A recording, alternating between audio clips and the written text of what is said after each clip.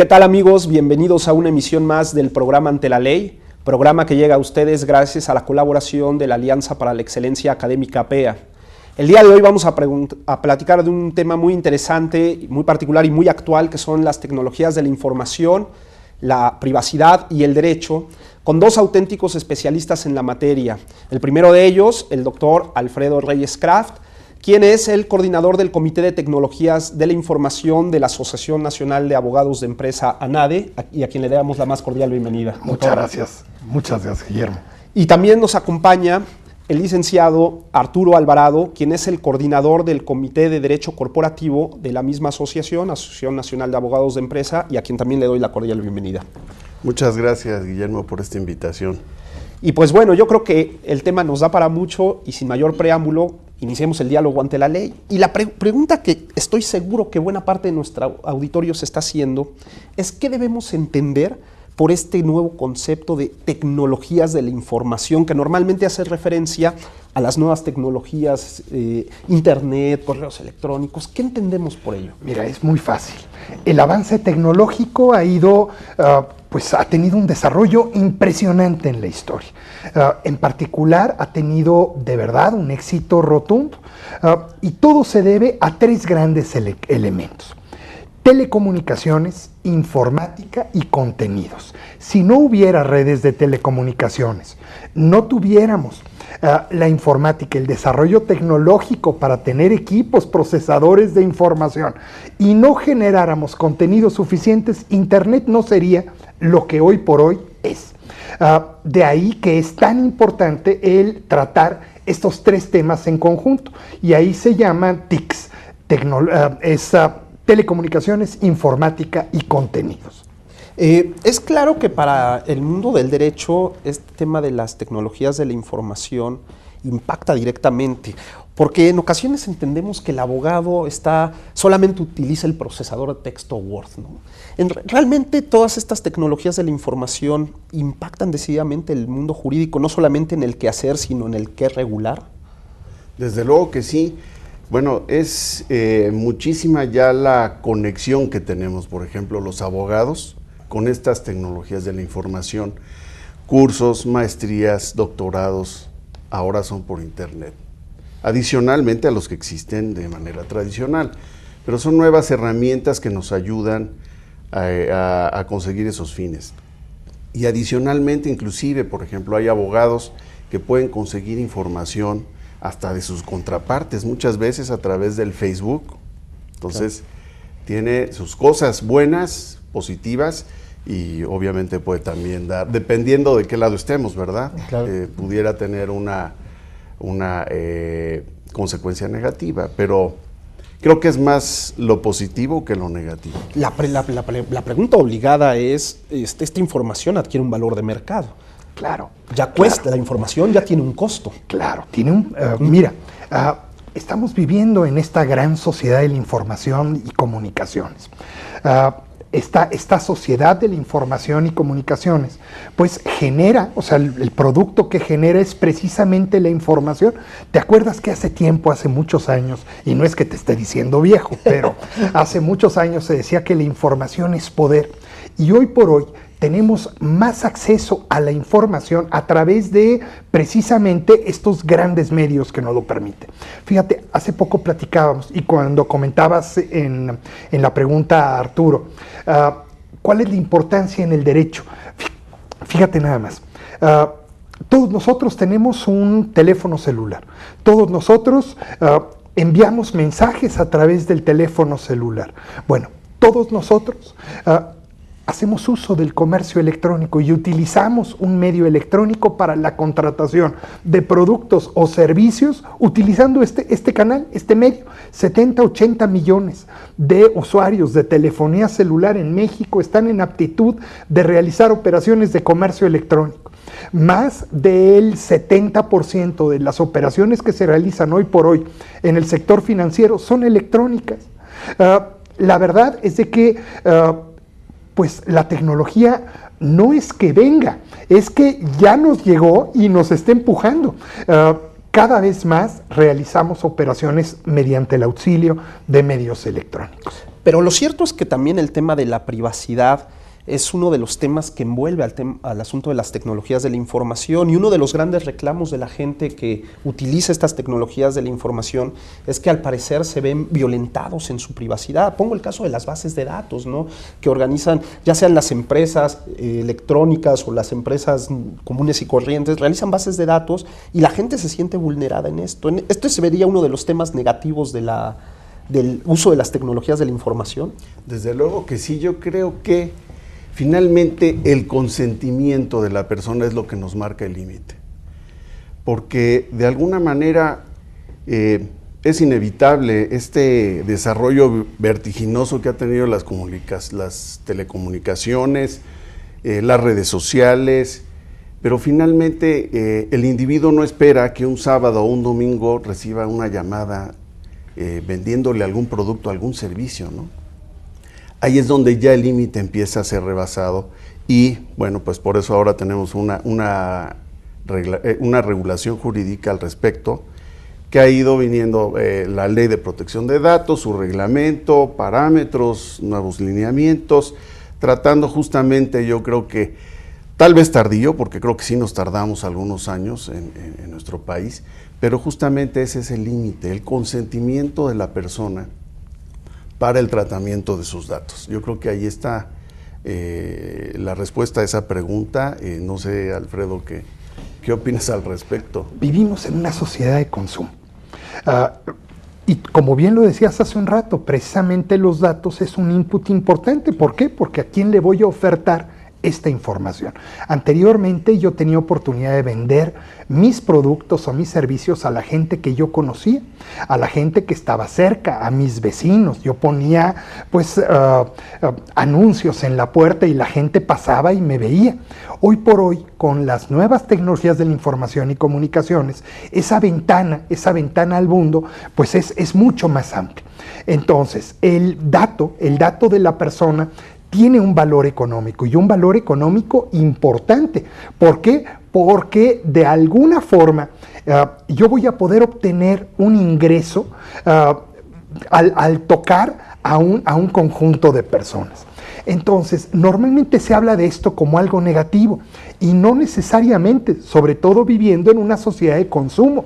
Es decir, el input para darnos a conocer qué es aquello que nos van a ofertar, pues es precisamente el dato, la manera en que van a llegar a nosotros y nos van a tocar la puerta para ofrecernos un producto o servicio, es nuestra propia información. Ahora, ¿quién tiene el control de esa información? Y ahí es donde quiero llegar, a la autodeterminación informativa, Memo. Y es un concepto interesantísimo, es decir, ¿quién va a decidir? ¿Quién le va a abrir la puerta, o a quién le voy a dar mi información y a quién se la voy a negar, o qué es aquello que no quiero recibir?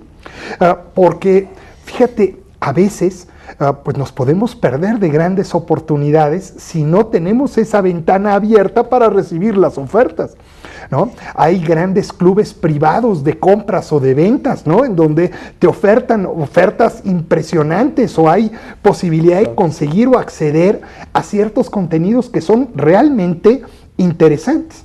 Ahora, ¿quién es el que tiene la llave para poder cerrar o de alguna manera limitar esa posibilidad? Yo, a través de un derecho constitucional, un derecho humano, el derecho a la autodeterminación informativa. Yo decido a quién, cómo, dónde, por qué y cómo le voy a dar mi propia información personal. Eso a mí me queda muy claro, pero yo estoy seguro que las personas que nos están escuchando se preguntarán ¿cómo yo puedo ejercer este derecho? O sea, ¿cómo yo le digo a una empresa, no quiero que utilices mis datos en esta forma, en esta otra? ¿Hay alguna forma de rastrearlo? La gente que nos mira nos podría decir, oye, ¿cómo le hago para ejercer esta determinación informativa? Bueno, primeramente, una vez que ya está la ley en vigor, desde luego la gente, tal vez, mucha gente pues no lo sabe, pero bueno, tiene que saber que tiene esos derechos en sus trabajos, acudir y tocar la puerta y decir, en relación a mi derecho, derecho ARCO, pues quiero oponerme al mismo, a que tengan, quiero oponerme, por ejemplo, a que transmitan mis datos a ciertas compañías con las cuales podemos tener relación. Es un ejemplo, ¿no? Puede haber Claro, otros porque ejemplos. las empresas manejan los datos de sus empleados y el empleado se puede oponer a un determinado tratamiento. No sé, que la empresa diga, bueno, voy a transferir los datos, mi base de datos de empleado para que les manden publicidad o cuestiones de mercadotecnia. ¿Yo me puedo oponer a eso? Es correcto, y la empresa tiene un plazo para dar respuesta a esta solicitud de cumplimiento de derechos ARCO que es recibida.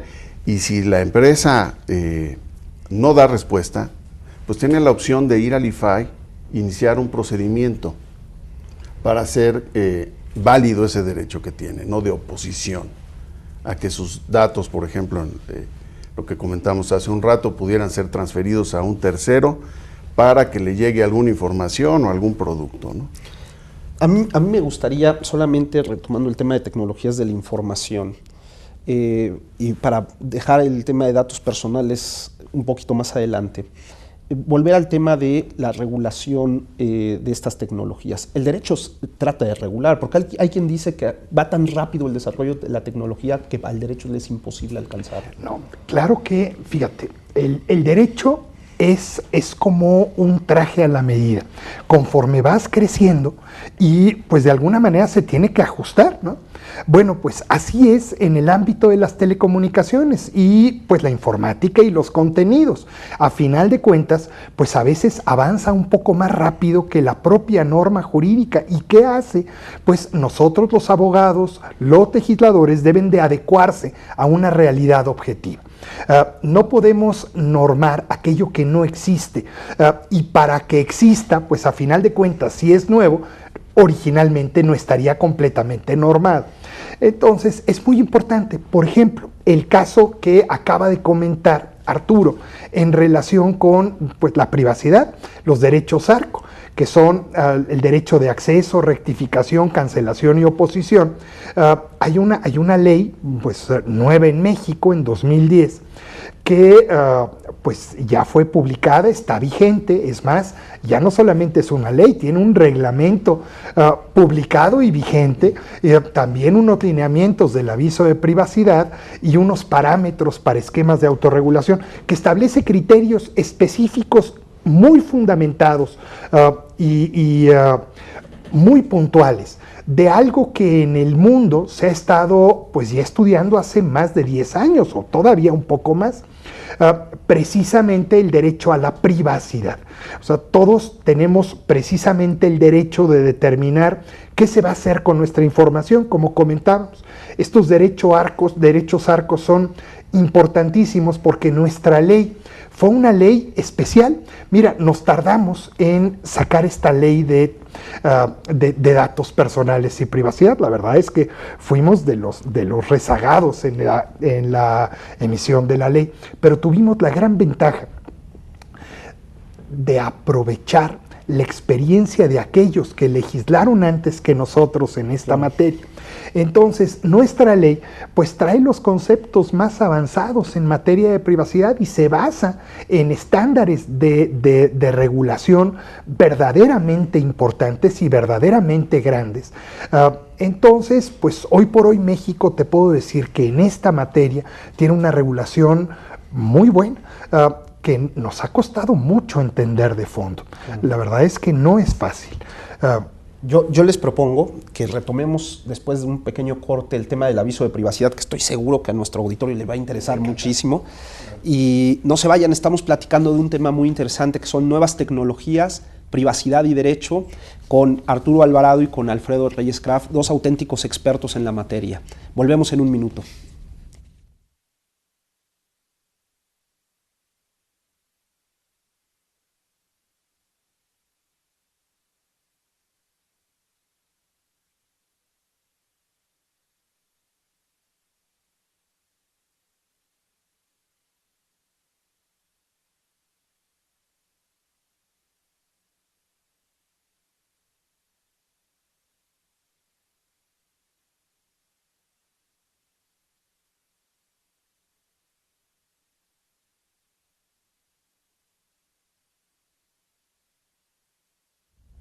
Muchas gracias por seguir con nosotros. Estamos platicando de un tema muy interesante que son nuevas tecnologías, privacidad y derecho, con el licenciado Arturo Alvarado, quien es coordinador del Comité de Derecho Corporativo de la ANADE, y con el doctor Alfredo Reyes Kraft, quien es coordinador del Comité de Tecnologías de la Información, también de la Asociación Nacional de Abogados de Empresa ANADE. No olviden que si quieren ponerse en contacto con nosotros, lo pueden hacer a través de dos vías. La primera de ellas, a través de la cuenta de Twitter en @antelaley_mx, todo en mayúsculas, o bien a través de la cuenta de correo electrónico gtenorio@up.edu.mx, donde con todo gusto contestaremos a sus preguntas y haremos nuestros los comentarios que nos puedan hacer sobre los contenidos de este programa. Y pues sigamos el diálogo ante la ley, y nos habíamos platicado y ya habíamos adelantado algunos temas del aviso de privacidad, ya platicamos cómo las tecnologías de la información van un poquito adelante del derecho y el derecho está a la casa de la regulación, y estoy seguro que nuestro auditorio está muy interesado en saber sobre esta ley de protección de datos que tiene mucho que ver con las nuevas tecnologías y sobre todo con el tema de la privacidad. Y entiendo que esta ley de datos, como decía el doctor Reyes Kraft, es una ley que de alguna u otra manera recoge lo mejor de lo que se ha venido trabajando en el mundo y establece unos determinados principios que la guían. ¿Cuáles serían los principios más importantes que habría que tener en cuenta en esta materia? Bueno, pues uno de los principios más importantes es el principio de información, y ese principio de información se ve reflejado en el aviso de privacidad. Cuando tú vas a una tienda, a un centro comercial, a una institución cualquiera, ¿qué es lo primero que ves? Aviso de privacidad. Este aviso de privacidad tiene pues algunos elementos que de alguna manera nos dejan ver cuáles son los tratamientos que se le va a dar a la información que yo a esa entidad le voy a proporcionar, y qué es aquello que la empresa o esa entidad responsable va a hacer con esos datos.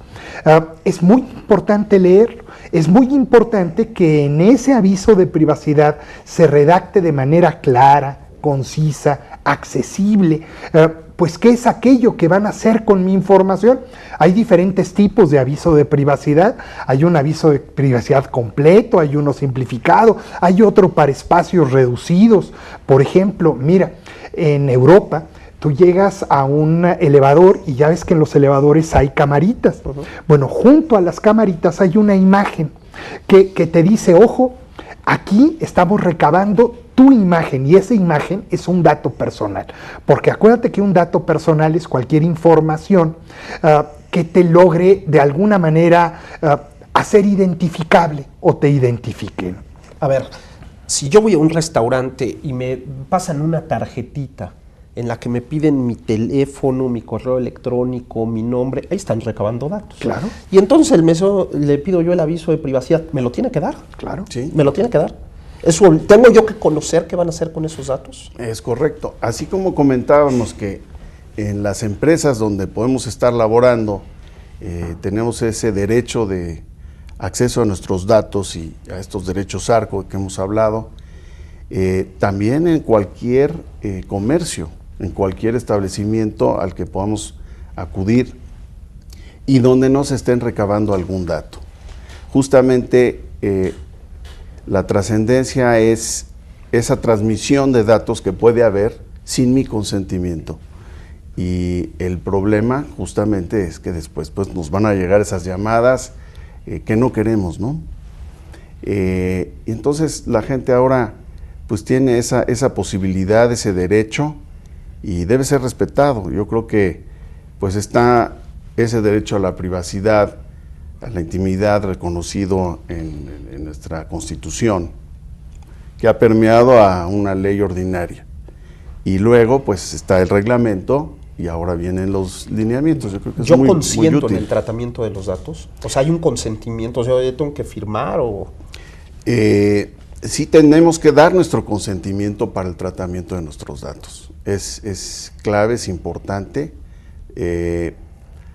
Cuando se trata de datos sensibles es cuando sí tenemos finalmente que firmar para que quede muy claro el consentimiento que estamos otorgando, pero puede haber también el consentimiento expreso o tácito para datos que no son sensibles. En este caso no sería un dato sensible, pero sí requiere expresar ante la persona que estamos consintiendo en que esos datos o no sean transferidos, dependiendo lo que diga el aviso, o pedir que no se transfieran para que hagan la anotación correspondiente en el aviso, y entonces yo me sienta a gusto, protegido, tranquilo de que de alguna manera mis datos van a ser o no van a ser transferidos. Oye, quiero que le va a llegar siempre un aviso una vez al año de su cumpleaños y tal, y ¿está usted de acuerdo? Sí, estoy de acuerdo, ¿no? Entonces uno está consciente, ¿o no?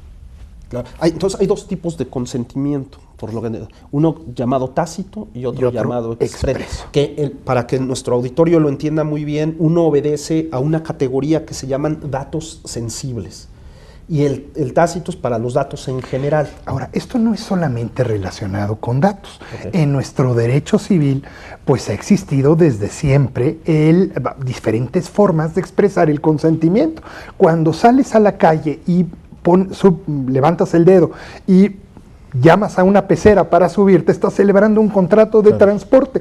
Estás consintiendo tácitamente los términos y condiciones del transportista para que te lleve a tu destino. Claro. Es un consentimiento tácito. Si tú lo firmas, es un consentimiento expreso, ¿no? Entonces, este consentimiento es uno de los segundos principios establecidos en la norma. Fíjate que es esta ley de datos es una ley muy bien armada, porque mira, se basa en principios, establece una serie de derechos y después establece procedimientos para hacer valer esos derechos y procedimientos para en caso de incumplimiento.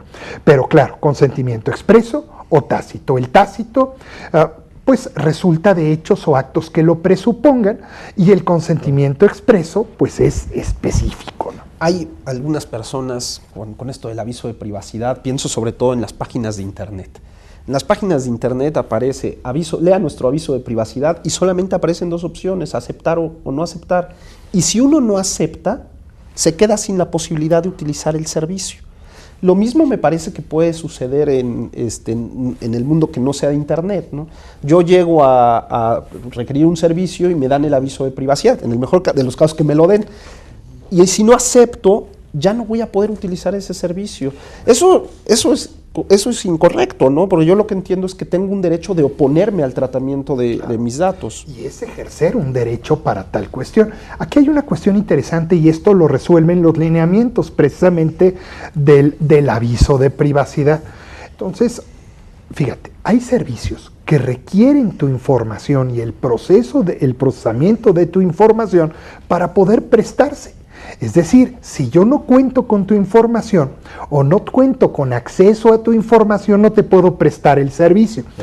En ese orden de ideas, pues yo no tendría por qué prestarte el servicio si yo tengo una limitación para poder prestarlo si no cuento con tu información. Pero hay diferentes tipos de finalidades. Hay finalidades primarias, las necesarias o requeridas para poder prestarte el servicio, y hay finalidades secundarias, como pudiera ser, pues pasarle los datos a Juanito, que es mi empresa o mi hermano o mi cuate, y de alguna manera yo también comerciar o vender tu información. Entonces, tú puedes, de alguna forma, si quieres tener acceso al servicio, bueno, pues debes de estar conforme en proporcionar la información primaria, la que se requiere para poder prestarlo. Pero respecto a la secundaria, tú podrás decir, oye, yo estos datos no se los quiero dar a tu amigo Juanito o al de la empresa de la esquina, ni de que tú los comercialices, y tengo todo el derecho de hacerlo. De ahí los 4 derechos, ¿no? El derecho de acceso, rectificación, cancelación y oposición. Desde la óptica de la empresa, porque ahora hemos estado hablando desde la autodeterminación informativa de cara al ciudadano, pero desde la óptica de la empresa, ustedes en la Asociación Nacional de Abogados de Empresa, ¿cómo ha impactado este tema de la protección de datos a las empresas? Porque entiendo que tienen que construir toda una política de privacidad y eso es, entiendo, costoso. Es correcto, pero finalmente es muy útil, por un lado, te hace revisitar muchos temas que antes no habías visto en tu empresa y de alguna manera estás cumpliendo con la ley y fijando ciertas bases para las comunicaciones, cómo van a ser de aquí en adelante con tus terceros y en relación con la información que recibes, también la información que vas a estar proporcionando. Yo creo que finalmente era inevitable que llegara esta ley, llegó y que bueno, es más bien llegó tarde, un poco tarde, pero la gran ventaja es que ahora tenemos una legislación de vanguardia, ¿no? Una cuestión importante también en cuanto a esto es de que nos hemos dado cuenta al instrumentar la norma, que la norma tiene un valor añadido enorme. Es decir, el cumplimiento vende. Nos hemos dado cuenta de que cumpliendo lo establecido en la ley, los clientes se sienten más tranquilos y proporcionan con mucha mayor tranquilidad su propia información. Y si ponen en una balanza, oye, esta empresa me está diciendo qué va a hacer con mi información y me está pidiendo esta información y esta no me lo dice, voy a contratar mejor con esta. Claro. Pero hemos sido conscientes ahora del valor justamente que hablabas de mercado que tienen los datos, ¿no? Con esta legislación, pues ahora se despierta esa conciencia del valor y bueno, en los ciudadanos, no nada más en la gente que hace negocios, ¿no? ¿Qué le implica a una empresa el aviso de privacidad? ¿Tiene que invertir en formatos físicos? ¿Solamente basta con el aviso de privacidad en una página de internet? Pero yo he visto mucha gente, ciudadano común y corriente, que dice, es que yo no leo el aviso de privacidad, ahora que usted hablaba sobre lo conciso y lo claro del aviso, porque pues, es un documento de 15 cuartillas, no voy a aprender a leer 15 cuartillas para utilizar el producto o servicio que me está vendiendo esa empresa, ¿no? Y sí es muy importante y tal vez está relacionado con tu pregunta anterior. Lo que puede hacer mejor una empresa en estos casos es contratar a un tercero que haga un diagnóstico, primero, número uno, ver cómo está la empresa y después de ahí partir para saber qué avisos de privacidad son los que tiene que implementar. Ellos ya saben y les pueden dar la guía de cuándo tienen que entrar esos avisos, cómo deben de venir y algo que también la ley exige, y es muy importante a lo que acabas de decir, el aviso debe ser sencillo. Así lo dice la propia legislación. Entonces, no debemos perdernos, ¿no? Yo he visto avisos muy complicados que debieran ser mucho más sencillos y a veces tal vez demasiado escuetos, ¿no? Pero simples, eso es lo que sí dice la legislación y eso es lo que hay que cumplir. Aquí hay una cuestión interesantísima en relación con este tema. Entendibles, perdón. Exactamente, claros. Aquí hay una cuestión interesante. Mira, si yo fuera un ciudadano de a pie o un empresario de a pie y veo un aviso de privacidad de una gran corporación, me gusta porque está muy elegante y tiene un marquito dorado y se ve muy bien, pues lo que yo podría hacer era copiarlo y pegarlo y ponerlo en mi sitio. Y no, en lugar de ayudarme, me estoy poniendo un riesgo enorme, pero enorme. Es decir, el aviso de privacidad lo que refleja es lo que yo estoy haciendo con la información de mis clientes, de mis usuarios, de mis empleados y cómo lo voy a procesar, qué es lo que estoy haciendo con ella y cuáles son las medidas de seguridad que tomo para protegerla, conservarla, mantenerla a disposición. Y bien, si yo me copio un aviso de privacidad, corro el riesgo de que voy a mostrarle a un usuario, a un cliente, una mentira. ¿Por qué? Porque no es ese el procedimiento ni son esos los fines por los cuales yo estoy recabando la información y me pongo en riesgo de tener una sanción por parte del Instituto Federal de Acceso a la Información Pública Gubernamental. ¿A quiénes les aplica esta ley? Porque seguramente la gente que nos ve estará diciendo, bueno, sí, pero me han pedido datos desde un notario, un corredor público, en un restaurante, en un banco. Todo el mundo me pide mis datos. Claro. ¿A todos les aplica la ley? Claro, a todos los particulares. Acuérdate que la ley es Ley Federal de Protección de Datos Personales en posesión de particulares. Todo aquel que tenga datos personales y tenga el carácter de particular, pues le aplica lo dispuesto en la ley. Hay algunas excepciones establecidas en la propia norma. Se hace, por ejemplo, referencia de pues las sociedades de información crediticia. Los burós de crédito. Los burós de crédito, porque ellos tienen una ley ad hoc, ¿no?, en relación con esto. Ya la información estrictamente personal, que no se utilice para fines comerciales y no esté destinada a la divulgación, a la circulación. Entonces, si yo hago un directorio telefónico de mis amigos, no estoy obligado a darle un aviso de privacidad, ¿no? A menos de que lo pongas en Facebook, o a menos de que comercialices esa base de datos de otros compañeros. Y es en ese caso como habría que entender esa disposición. Sí. El fin de lucro, creo que aquí también la ley te marca ese parámetro, ¿no? Que tienes que tener una finalidad comercial, entonces ahí sí tendrías que estar divulgación, obligado a esta legislación. Una de las preguntas que normalmente me hacen es, ¿las escuelas están obligadas a darnos un aviso de privacidad? Pues sí, ¿no? Claro.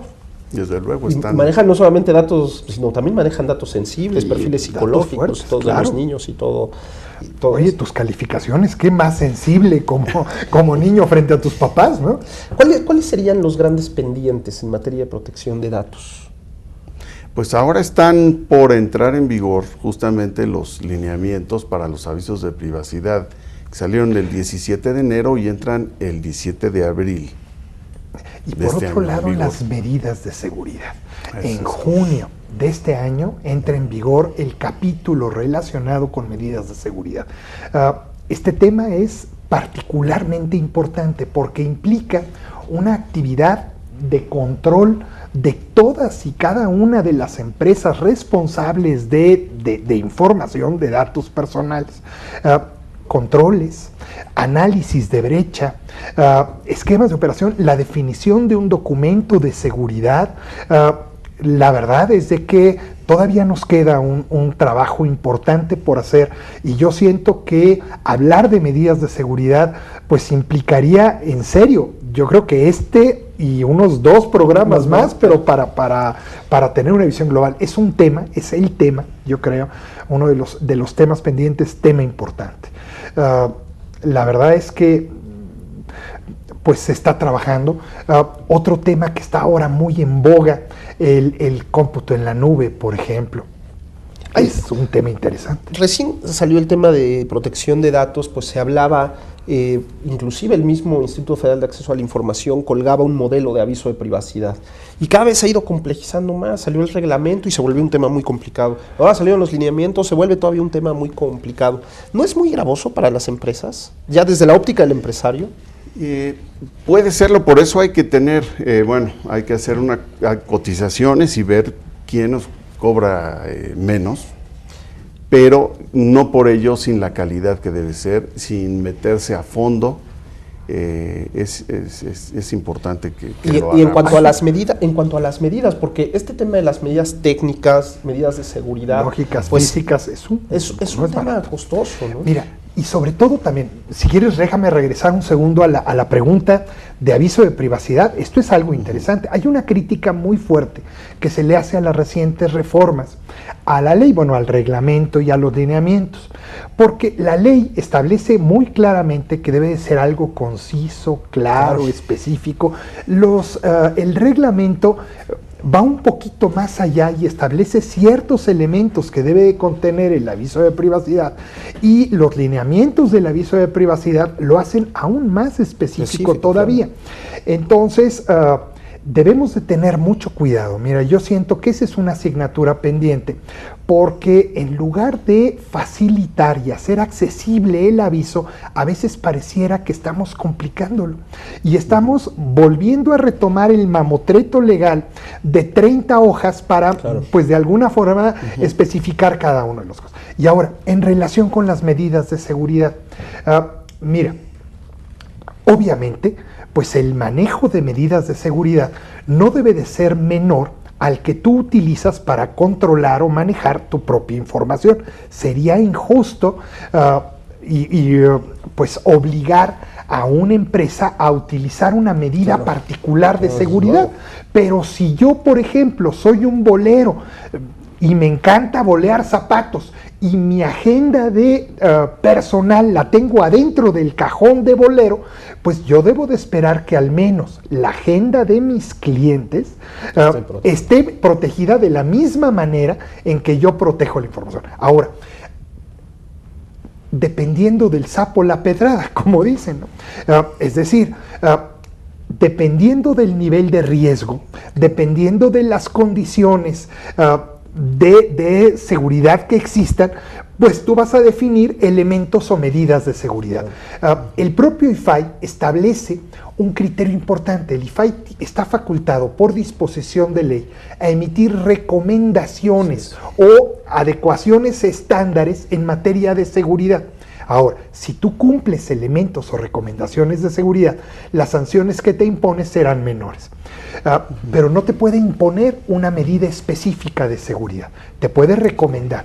Entonces tú como empresa tienes que hacer un acto de reflexión, ubicar cómo estoy en materia de seguridad, cómo debo de estar y qué me falta conforme a los estándares que me va a dar a conocer el IFAI para definir mi propio modelo de documento de seguridad. Les propongo que vayamos a un pequeño corte y retomamos el comentario volviendo del mismo. No se vayan, estamos platicando de un tema muy interesante que es nuevas tecnologías, privacidad y derecho con el doctor Alfredo Reyes Kraft y con el licenciado Arturo Alvarado. Volvemos en un minuto.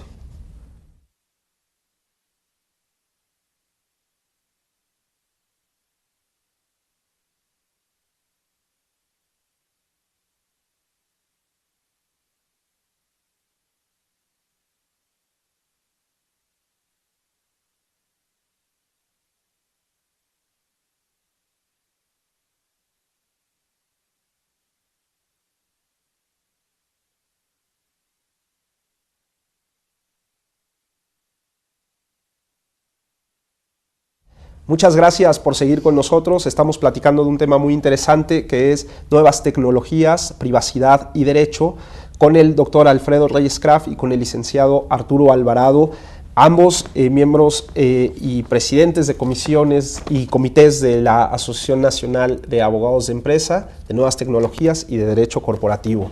Y bueno, estamos platicando el tema de las medidas de seguridad, que es un tema verdaderamente complejo para las empresas, y usted nos quería comentar algo sobre... Sí, justamente sobre el costo. Efectivamente, sí, bueno, pues tenemos que destinar recursos para que esto quede bien. Tenemos que asegurarnos que estamos cumpliendo que cumplamos las medidas de seguridad. Pero no olvidemos que el IFAI también está para darnos recomendaciones, y esa es una de sus funciones que por ley está obligado a hacer. Y yo creo que también por ahí debemos de estar pensando en aquellos que no tienen esa posibilidad de pagar a los despachos o agencias caras que pueden dedicarse a esto, pues acudir al IFAI y mostrarle lo que llevan hecho, hacia dónde tienen que llegar o qué quieren hacer, a qué se dedican, plantearle su caso. Y el IFAI estaría obligado por ley a dar recomendaciones, inclusive en los temas de seguridad. El mismo IFAI ha emprendido una campaña muy agresiva en medios de comunicación sobre el tema de aviso de privacidad, porque siempre que pensamos en aviso de privacidad pensamos en las grandes corporaciones, ¿no? Pero no pensamos en los particulares que a lo mejor no tienen la infraestructura para implementar un aviso de privacidad, sobre todo una política de privacidad. ¿Usted recomendaría en todo caso que se acerquen al instituto? Sí, es correcto, y más pensando en que efectivamente esta economía la mueven las pequeñas empresas, las empresas familiares, justamente, que son muchas de ellas en toda la República Mexicana, y empresas que empiezan a surgir desde abajo. No las matemos por gastos que no pueden cumplir, ¿no? Claro. Algo que debemos de considerar es de que la Secretaría de Economía y el IFAI emitieron modelos de cómo redactar un aviso de privacidad, y son folletitos que están precisamente en el IFAI, que ponen a disposición de todos. Los puedes conseguir en la página del IFAI, en donde te dice cómo redactarlo y te va llevando de la mano para poder hacerlo de una manera efectiva. Lo que es importante es no le copien al de junto, hagan el suyo, conforme a lo que tú haces, conforme a lo que la manera en que proceses la información. Ese es el secreto. Volvamos al tema del ciudadano, porque la gente nos está diciendo, seguramente nos estará preguntando, oye, a ver, sí, ya sé que la empresa me tiene que dar un aviso de privacidad, pero ¿qué pasa ya cuando uno de mis derechos ARCO, que comentábamos en el primer bloque, ya está siendo violentado? El de acceso, rectificación, cancelación u oposición. ¿Primero me acerco con la empresa?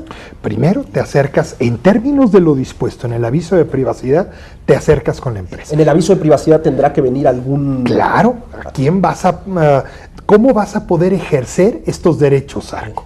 Si no tiene aviso de privacidad o no te hacen caso, cuando vas a la empresa, tú tienes la posibilidad de voltearte y acudir al IFAI, presentar una queja en el IFAI, y el IFAI pues tiene dientes y podrá obligar a la empresa para que pues de alguna manera cumpla. El IFAI de alguna manera es el garante de estos derechos. Mira, eso es interesante de esta nueva norma.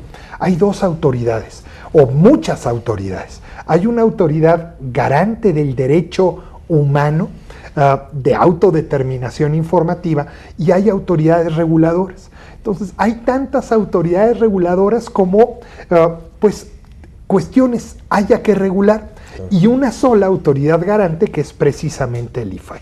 Acudo yo, ciudadano, ustedes como abogados de empresa, imaginemos que su empresa está violentando alguno de mis derechos, acudo primero con la empresa, le digo, yo quiero saber qué datos tienes míos, vía acceso. No tengo ningún dato, pero yo sé que sí los tienen porque me llega publicidad. Voy al IFAI.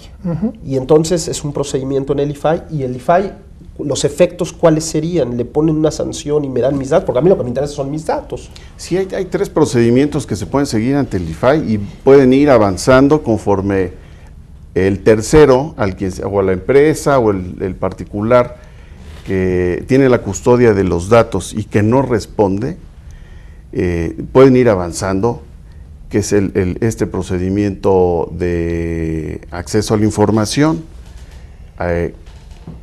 ante el IFAI, y después el IFAI puede realizar un procedimiento de verificación de esa protección de datos, procedimiento de protección de datos, de verificación de datos, y finalmente puede iniciar también otro tercer procedimiento para imponer sanciones, y las sanciones vienen establecidas también en la ley. Además hay sanciones altísimas, ¿no? Hay sanciones que van desde multas hasta multas al doble en caso de afectación o violación de derechos sensibles, de datos sensibles. Inclusive hay delitos Es correcto, también hay delitos que van de 3 meses a 3 años y de 6 meses a 5 años para el caso de que se violenten estos derechos, ¿no? Entonces hay que tener mucho cuidado. Y si hay, pues si son datos sensibles o pues, reincidencia. Yo soy reincidente, me sale el doblete, o sea, no es poco, ¿eh? Uno de los temas que estoy seguro que preocupa también a la gente es, en el tema de datos personales en posesión de los particulares, pues se ha avanzado muchísimo, y aunque nos tardamos mucho, la legislación, se ha ido complejizando para tratar de garantizar mejor nuestros derechos. Y en el tema de las entidades públicas, sabemos que la Ley de Acceso a la Información Pública contempla un apartado de protección de datos, pero ahora, con el uso de las nuevas tecnologías, pues hemos llegado inclusive a temas como el juicio en línea. ¿Hay también estas garantías para el manejo de datos en lo público? Claro, es importantísimo, y de hecho la normativa fue previa siquiera a 2010. El ámbito de datos personales se oyó hablar en transparencia desde 2007. Hubo una reforma constitucional interesante al artículo 6º constitucional. Y hoy por hoy, pues ya tienen parámetros y esquemas de operación muy similares a los que tienen las empresas no iguales, porque las consideraciones son distintas, pero claro que está protegido mi derecho. Y hablando del juicio en línea, fíjate qué interesante, qué cosa tan bonita. Ya no solamente orientado a una actividad del Poder Ejecutivo, el juicio en línea procede ante el Tribunal Federal de Justicia Fiscal y Administrativa. Es un procedimiento que inicia y termina pudiendo hacerlo de manera virtual. Imagínate el ahorro, la transparencia que se puede garantizar, la tranquilidad para poder acceder a tu información, y pues la operación en sí. Ha sido un logro grande, o sea, se ha logrado pues armar un procedimiento. Mira, ya antes había uno, Luis Manuel Mellán lo comentaba en la parte de concursos mercantiles, en donde había un proceso, pero no era un proceso de inicio y terminación, era el proceso en sí de concurso mercantil que podía llevarse a través de medios electrónicos. Este es un proceso que inicia desde la demanda hasta la obtención de la sentencia, utilizando un medio electrónico, utilizando tu firma electrónica, del cual debemos estar orgullosísimos. Pues este tema de la firma electrónica, del juicio en línea, en general de todos los mecanismos de tecnologías de la información, a muchas personas les causa un poco de escozor, porque dicen, no, es que no tengo certidumbre jurídica, ¿no? Eso dicen. Ya también entiendo que es un poco de resistencia al cambio, pero un poco para calmar las aguas, ¿podríamos decir que tiene toda la certidumbre jurídica comprar en línea o el juicio en línea, en fin, todos estos mecanismos que incorporan nuevas tecnologías? Sí, claro que sí.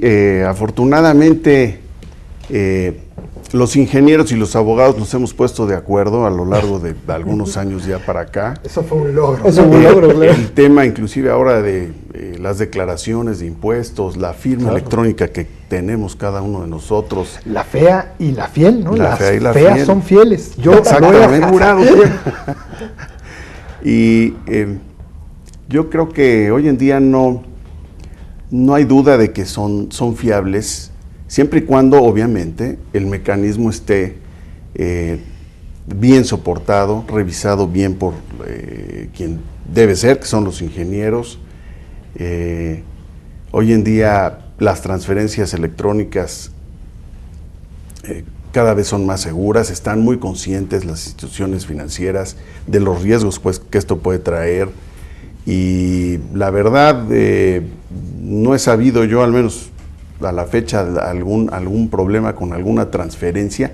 Puede llegar el caso que le llegó a otra persona que no es, pero finalmente pasa el tiempo, las instituciones se ponen de acuerdo y llega al destinatario final.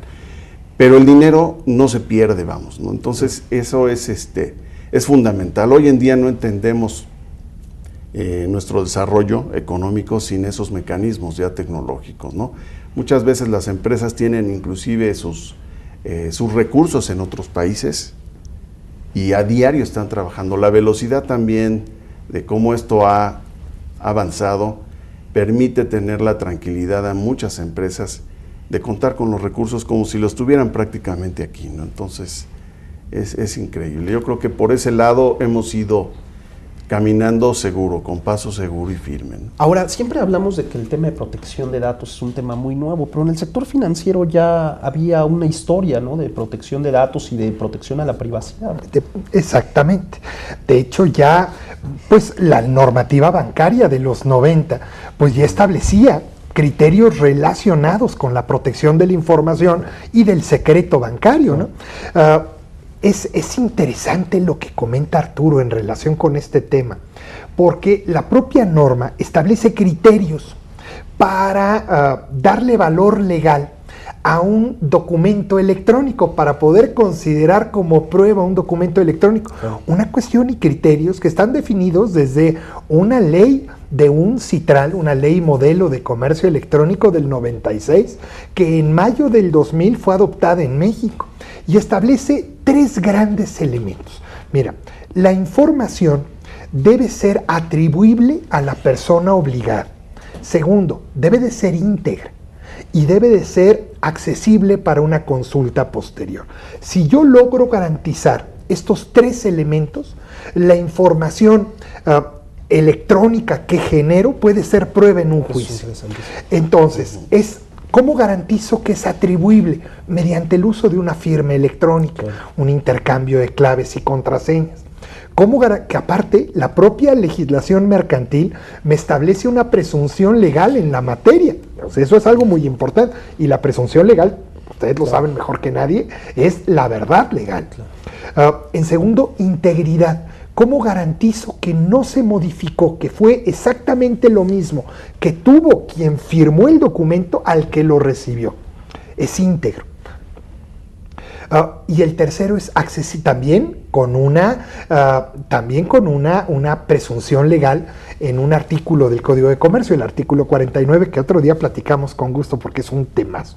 Y el tercero, accesibilidad. Debe estar susceptible para una ulterior consulta. ¿De quién? Pues del juez, del auditor, de la autoridad, de cualquier gente que pueda tener un interés jurídico sobre ese mensaje de datos. Entonces, ¿a qué vamos? Claro que es prueba, claro que me da seguridad el contratar a través de medios electrónicos, siempre y cuando cubra esos tres elementos, que yo tenga bien claro que el documento sea íntegro, atribuible a las personas obligadas y susceptible para una ulterior consulta. Y la gran ventaja de los medios electrónicos, como la canción. Bueno, al revés que la canción. Aquí sí queda huella. La gran ventaja es de que a través del uso de medios electrónicos yo puedo dejar huella, rastrear cada una de las partes. Cuestiones que cuando no utilizo medios electrónicos pueden variar, ¿no? Entonces, teniendo ese tipo de precauciones, elementos de seguridad básicos, podemos dormir tranquilos. Y la verdad es de que, pues, yo en lo particular realizamos, y todos platicábamos al inicio de esta plática, ¿quién no ha mandado un correo o un mensaje de SMS desde nuestro teléfono celular? Pues es una contratación mercantil con el proveedor de servicios de telefonía que implica un intercambio de recursos. Y nos hemos cuestionado todos estos elementos. Claro. La verdad es que yo mando día a día, y ya, claro, ¿no? Es parte de nuestro día a día. Bien, sí, lo dices. Sí. Yo les agradezco mucho que nos hayan acompañado. Podríamos quedarnos platicando de estos temas muchas horas, pero el tiempo es muy ingrato. Y les agradezco mucho que nos hayan aclarado todas estas dudas, sobre todo el tema de privacidad, que es uno de los temas que más está preocupando, y de la certidumbre en materia de contratación electrónica que veíamos en este momento. A ustedes les doy las gracias por habernos acompañado en una emisión más de Ante la Ley, y no se pierdan nuestra siguiente emisión. Muchas gracias.